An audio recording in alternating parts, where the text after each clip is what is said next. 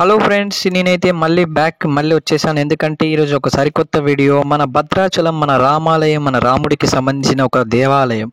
మనకు ఎప్పుడైనా మనసులో రాముడి గురించి తలుచుకుంటే మన భద్రాచలం మన మైండ్లోకి ముందే వచ్చేస్తుంది.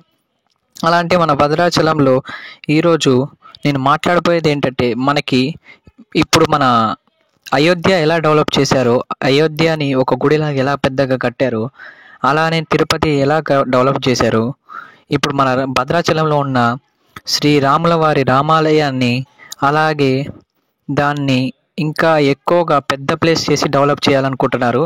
ఈ స్కీమ్ మీద వీళ్ళు చాలా మనీ ఎఫర్ట్, ఒక 1000 కోట్ల దాకా పెడుతున్నారు. చాలామంది చూడండి, మీరు ఇల్లులు కూడా చాలామంది వరకు కూల్చేశారు. ఆ కూల్చేసిన ఇల్లులు ప్లేస్లో ఒక పెద్ద గోడలు మీరు చూస్తే దీనికి కాన్సారే గుర్తొచ్చేస్తుంది మీకు. ఆఖరికి మన విషయానికి వచ్చేస్తే, శ్రీరాముల వారి రామాలయాన్ని ఇలా పెద్ద గోడలతో కట్టాలని ఒక విషయాన్ని మాత్రం మనకి నిరూపిస్తారు.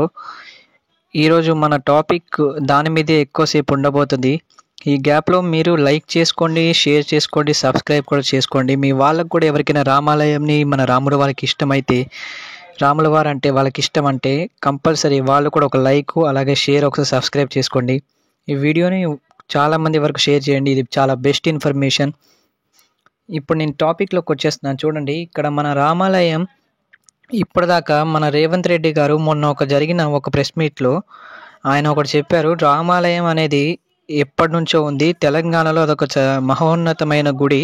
అలాంటి గుడిని చాలా సంవత్సరాల నుంచి అలానే పడింది, ఇంకా డెవలప్ చేయట్లేదు అని చెప్పేసి, ఇప్పుడు ఆ గుడిని డెవలప్ చేయడం కోసం చాలా మనీ ఎఫర్ట్ పెడుతున్నారు. తిరుమల డెవలప్ అయింది, అలాగే అయోధ్య కూడా కట్టబడింది.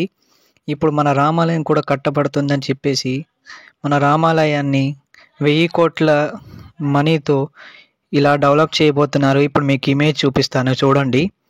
చూసారా? ఇగో ఇలా చుట్టూ గోడలతో నీట్గా దేవుడి ఆలయం రెండు కళ్ళు సరిపోనంతగా పడుతున్నారు. ఇంకా నేను ఇంకో ఇమేజ్ కూడా చూపిస్తాను, ఆగండి.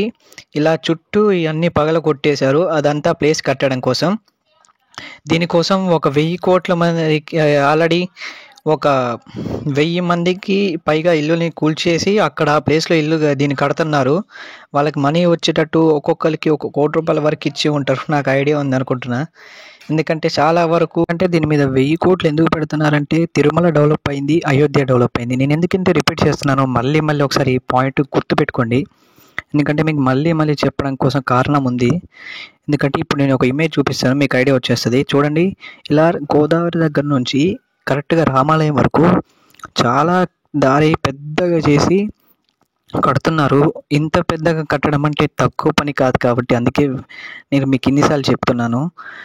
ఇన్ని ఇల్లు లాస్ అయ్యారు, కానీ అదేదో కొంచెం ముందే కట్టుంటే ఇప్పుడు ఈ ప్రాబ్లం వచ్చేది కాదు, మనకి ఇది ఉండేది కాదు. అయినా ఇప్పుడు నాకు ఆనందం ఉంది, కొంచెం బాధగా ఉంది. ఇంత డస్ట్ వస్తుంది, అలాగే మనకి ఇప్పుడు రామాలయం కూడా డెవలప్ అవుతుంది. మీరు దీనిపై ఒపీనియన్ ఏంటో కామెంట్ చేసి లైక్ చేయండి, షేర్ చేయండి, సబ్స్క్రైబ్ చేసుకోండి.